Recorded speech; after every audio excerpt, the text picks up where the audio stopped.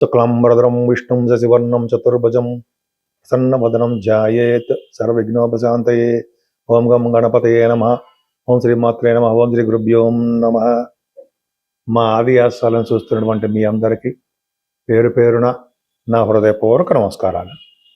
ఇప్పుడు మనం 2 ఆగస్ట్ నుండి 2 ఆగస్ట్ 2026 నుండి 8 ఆగస్టు 2026 అంటే ఈ వారం రోజులు కూడా 12 రాసుల వారికి ఎలా ఉండబోతుందో తెలుసుకుందాం. ముందుగా గ్రహాల యొక్క స్థితిగతులు తెలుసుకుందామండి. మిథున రాశిలో కుజుడితో కలిసినటువంటి బుధుడు, అలాగే కర్కాటక రాశిలో రవి, బుధ, గురుడు బుధుడుగా మారిపోతారు మళ్ళీ 5th నుంచి. అది కాకుండా సింహరాశిలో కేతువు, శుక్రుడు కన్యారాశిలో నీచత్వంలో ఉంటాడు, అదొకటి చిన్న మైనస్ పాయింట్. కుంభరాశిలోనేమో రాహు, శనీశ్వరుడు వక్రగతిలో ఉన్నాడు మీనరాశిలో. సో ఇది గ్రహాల యొక్క ప్రభావం. ఇప్పుడు మనం ధనురాశి వారికి సంపూర్ణటువంటి కుజదృష్టి ఉందండి మీకు. అలాగే ద్వితీయ భావానికి కూడా గురుదృష్టి ఉండడం వల్ల ఎక్కువగా మీరు ఎదుటి వాళ్ళ సలహాలు ఇవ్వడము, యాక్టివ్గా ఉండడము, సంతృప్తికరంగా ఉండడము, ఆనందోత్సవాలతో ఉండడము, ధనప్రాప్తి కలగడము, ప్రతి రంగంలోనూ విజయం సాధిస్తూ ఆనందంగా ఉండడము జరుగుతుంది. మీకు ధనం బాగా వస్తుంది, కుటుంబంలో వృద్ధి పెరుగుతుంది, కంఠధ్వని బ్రహ్మాండంగా పెరుగుతుంది. సింగర్స్ కూడా బాగా ఉన్నారు దాంట్లో. ఫారిన్ కంట్రీస్ వెళ్తారు శని వలన ఫారిన్ కంట్రీస్ వెళ్ళడానికి అవకాశాలు ఎక్కువ ఉన్నాయి. 2nd హౌస్ లార్డ్ 4th భావన ఉండడం వల్ల, 2nd భావానికి గురుదృష్టి ఉండడం వల్ల, 4th భావన శని కూడా గురుదృష్టి వల్ల ఫారిన్ యోగం ఉంది, తప్పించుకోలేరు మీరు. సరే 3rd భావం రాహు కూడా ఉండడం వల్ల చక్కగా మీకు భూములు, చక్కల వసతికరమైన భూములు అనమాట. ధనము, విద్య, గృహ సౌఖ్యము, కష్టపడి పనిచేసే తత్వాలు ఉండడము, సక్సెస్ రేటు, ఇవన్నీ కూడా గురు ప్రభావం వల్ల రాహు వల్ల వస్తుంది. ఏదైనా తల్లి గారికి ఆరోగ్య పరిస్థితి జాగ్రత్తగా చూసుకోండి.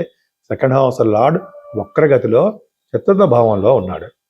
అలా ఉండడం వల్ల కొంచెం తల్లి గారికి విషయంలో ఇబ్బంది పడతారు. చదువు విషయంలో కూడా ఆటంకాలు ఏర్పడుతూ ఉంటాయి, బద్ధకం ఏర్పడడం జరుగుతుంది. దొంగల వలన, అగ్ని వలన మీకు భయం ఉండడానికి అవకాశం ఉంది. ఏదైనా మీ రాశి వారికి 7వ భావంలో బుధ కుజులు తప్పే. కుజుడు 7వ భావంలో ఉండకూడదు కదా. మీ రాశి వారికి దోషం లేదు, కుజ దోషం వర్తించదు. కాబట్టి కుజ బుధుల కాంబినేషన్ వలన మీరు మంచి ఉద్యోగం అంటాం, లేకపోతే ఉద్యోగం కంటే ముందర వ్యాపారం చెప్పుకుందామండి. కుజ బుధులు ఉంటే 7వ స్థానంలో ఉంటే వ్యాపార మూలంగా అభివృద్ధి, బుధుడి వలన మంచి భార్యాభర్తలు బాగా ఉండడము, వివాహాది వేడుకలు కుదరడము జరుగుతుంది. అంతేకాకుండా 8వ స్థానంలో రవి బుధుల కాంబినేషన్ మళ్ళీ ఉన్నారు. 8వ స్థానంలో రవి బుధుడు మారిపోతున్నారు కదండి. 5వ తారీఖు నుంచి మీకు బుధుడు వచ్చేస్తున్నారు కదా ఆ అష్టమంలోకి. కర్కాటక రాశిలో బుధుడు అంటే ఫారిన్ వెళ్తారు వాళ్ళు. ఒక పక్కన కుజుడు మిథున రాశిలో కుజుడు ఉన్న foreign countries, 2nd house lord Shani 4th హౌస్లో ఉన్న ఫారిన్ కంట్రీస్, బుధుడు అష్టమంలో రవి బుధుడు అష్టమంలో ఉన్న ఫారిన్ కంట్రీస్ వెళ్ళడం, విదేశాల నుంచి ధనప్రాప్తి కలగడము, ప్రభుత్వం మూలంగా ధనం సంపాదించడము, పైగా ఆరోగ్యం బాగా ఉండడము. సూపర్, అది గ్రేట్. కానీ మీ 6వ ఇంటి వాడు నీచ స్థితిలో ఉన్నాడండి శుక్రుడు, అది తప్పు. ప్లస్ శని దృష్టి కూడా ఉంది వలన మీ శత్రువు వలన భయం ఎక్కువ ఉంటుంది. అలాగే కొద్దిగా మీ ఆలోచన ధోరణి కూడా మారిపోతుంది. చెడు ప్రవర్తన, చెడు ఆలోచన వస్తాయి. కొద్దిగా జాగ్రత్తగా ఉంటే సరిపోతుంది. ప్రొఫెషనల్గా అంటే మీరు ఉద్యోగపరంగా ఏమాత్రం ఇబ్బంది పడరు. చాలా మంచి ఇబ్బంది పడరంటే శుక్రుడు వలన కొద్దిగా ఇబ్బంది కలగడానికి అవకాశం ఉంది. ఎందుకంటే 9th హౌస్ బాగుంది. తీర్థయాత్ర చేయడము, ఉన్నత ప్రమాణాలతో రాణించడం జరుగుతుంది, ఎడ్యుకేషన్. కానీ చేస్తున్న ఉద్యోగంలో 10th హౌస్ అనే శని చూస్తున్నాడు. 10th హౌస్లో శుక్రుడు ఉన్నాడు, నీచలో ఉన్నాడు. వలన మీరు చేస్తున్న ఉద్యోగంలో మార్పులు రావడము, ఉద్యోగం భద్రత లేకపోవడము. అదే నేను చెప్పే సాఫ్ట్వేర్ రంగ ఉద్యోగస్తులు కానీ, గవర్నమెంట్ ఉద్యోగస్తులు కానీ కొద్దిగా జాగ్రత్తగానే ఉండాల్సిందే. అందరికీ నమస్కారం. ఇందాక చెప్పినట్టుగానే నేను మీ డాక్టర్ వాడ్రే ఆదినారాయణరావు. నేను ఈ ఆస్ట్రాలజీలో చాలా కాలం నుంచి ఉన్నానండి, 36 years నుంచి ఉన్నాను. అంతేకాకుండా గవర్నమెంట్ ఆర్గనైజేషన్ సింగరేణి కాలేజెస్ కొత్తగూడెంలో ఒకటి చేశాను. సరే, అవన్నీ పక్కకు పెడితే ఇది ఎందుకు చెప్తున్నానంటే, అటు ఫైనాన్స్లోను ఇటు ఆస్ట్రాలజీలో కూడా అబౌవ్ 30 years ఎక్స్పీరియన్స్ ఉంది నాకు. 36 ఏళ్ళు ఇందులో ఉన్నాను. ఇందులో అంటే ఆస్ట్రాలజీలో కొద్ది గొప్ప జాతకాలు చూస్తూనే ఉంటాను నేను. సరే, మీ జాతకాలు చూపించుకోవాలనుకుంటే, మీ జాతకాలే కాదండి, మీ స్నేహితులు, మీ తెలిసిన వాళ్ళు బంధువులు చెప్పించుకోవాలనుకుంటే date of birth, time of birth, place of birth, ఈ 3 ఉండాలి. ఉంటే మీకు పెళ్ళిళ్ళ గురించి కానీ, ఉద్యోగపరంగా కానీ, భార్యాభర్తలు విడిగా ఉంటారు కొంతమంది, అంటే వాళ్ళు ఎప్పుడు కలుస్తారా ఆ విషయం కానీ, అలాగే చాలా సంతానం విషయంలో కానీ చాలా విషయాలు మనం తెలుసుకోవచ్చు. ఇవన్నీ ఉదాహరణ చెప్తాను నేను. చాలా విషయాలు మనం కూలంకషంగా తెలుసుకోవచ్చు. మీకు తెలుసుకోవాలనిపిస్తే నా నంబర్కి మీరు మెసేజ్ పెట్టండి, తప్పకుండా మీకు పరిష్కార మార్గాలు చెప్తాను. అంతేకాకుండా వాస్తులో కూడా మీకు ఏమైనా ప్రాబ్లమ్స్ ఉన్నా, అంటే మన పేరు పట్టే మనం ఎటువైపు నివసిస్తే బాగుంటుంది, ఏ ఫేసింగ్ బాగుంటుంది అని పేరుని బట్టే చూస్తాం. అంతేగాని నక్షత్రం ప్రకారం ఎట్టి పరిస్థితులు చూడము. ఈ మధ్య నాకు కొంతమంది ఫోన్ చేసి నక్షత్ర ప్రకారం కూడా చూస్తారు కదా సార్ అంటే ఫారిన్ అమెరికాలో ఉన్నవాళ్ళు ఫోన్ చేశారు, అడిగారు.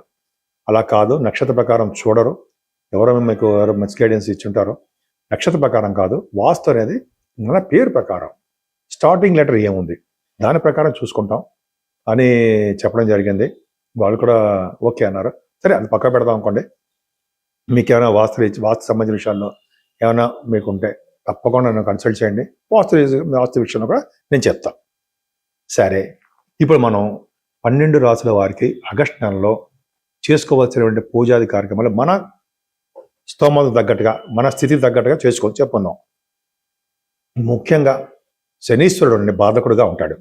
శనీశ్వరుడు వక్రగతిలో చాలా ఇబ్బందికరంగా కనిపిస్తున్నాడు అన్ని రాసుల వాళ్ళకి.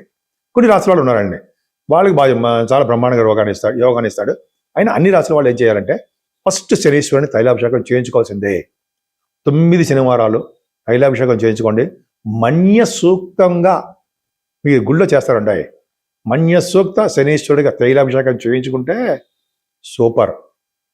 అందులో శని త్రయోదశి వచ్చినప్పుడు ఈ మన్య సూక్త శనీశ్వర తైలాభిషేకం చాలా పట్టు ఇస్తుంది.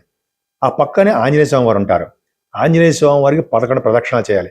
శనీశ్వరుడు ఎలా పూజ చేయాలో మీకు తెలుసు. ఆంజనేయ స్వామి వారికి 11 ప్రదక్షిణాలు చేసి తమలపాకులు దండ కానీ, తమలపాకులతో పూజ చేయడం కానీ చేయాలి. ఆంజనేయ స్వామి వారి దగ్గర దీపారాధన చేసుకోవాలి. ఆంజనేయ స్వామి వారికి మంగళవారం కానీ శనివారం కానీ సింధూరం రాయించాలి. ఎవరైతే శనివారం పూట కానీ, శనివారమే సింధూరం ఆంజనేయ స్వామి రాయిస్తారో వాళ్ళు, అంటే వాళ్ళకి శని దోషం అంటదు అని శనీశ్వరుడే సాక్షాత్తు ఆంజనేయ స్వామి వారికి చెప్పాడు. అంతేకాకుండా శని దోషం ఉంది కాబట్టి మనం ఎక్కువగా అందరం కూడా వెంకటేశ్వర స్వామి వారిని ఆరాధన చేయాలి. ముఖ్యంగా శివాభిషేకం అసలు మర్చిపోకూడదు. శివుడికి మల్లెపూలతో కానీ, లేదా మారేడు దళాలతో కానీ, ఎర్రని పుష్పాలతో కానీ పూజ చేయడం వలన సకల శుభాలు కలిగితే గ్రహ దోషం పరిహారం అవుతాయి. కాకపోతే ఏంటంటే మన మెయిన్ జాతకంలో మన దశలు ఉంటాయి కదండి, ఆ దశల ప్రకారం కొద్దిగా చెడు ప్రభావం ఉండొచ్చేమో. బట్ ఏదైనా ఈ పూజలు చేసుకోవడం వల్ల మంచి జరుగుతుంది. నెక్స్ట్ ఈ నెల మొత్తం కూడా వరలక్ష్మి అమ్మవారికి ప్రభావం ఉంటుంది కదా. మనం వరలక్ష్మి శుక్రవారాలు వస్తూ ఉంటాయి. ఆ అమ్మవారు అంటే లక్ష్మీదేవి అమ్మవారిని పూజించడం సకల శుభాలు కలుగుతాయండి. ముఖ్యంగా అమ్మవారిని ఎర్రటి పుష్పాలతోటి, మారేడు దళాలతోటి, తులసి దళాలతోటి, అలాగే మల్లె పువ్వులతోటి, మీకు మన అందుబాటులో ఏది ఉంటుంది, ఏ పువ్వులు దొరికితే ఆ పువ్వులు చేయడము, అమ్మవారికి కుంకుమ పూజ, అభిషేకాలు, అష్టోత్తర శతనామావళి చేసుకోవడము, కనకదుర్గ అమ్మవారిని పూజించడము, బెజవాడ కనకదుర్గ అమ్మవారు ఆవిడ్ని కూడా పూజించడము, అలాగే ఎక్కడైనా సరే మనం మీకు దగ్గరలో అందుబాటులో ఉన్నటువంటి చండీ హోమాలు చేయించుకోవడం వలన ముఖ్యంగా చాలా మంచి శుభ ఫలితాలు వస్తాయండి.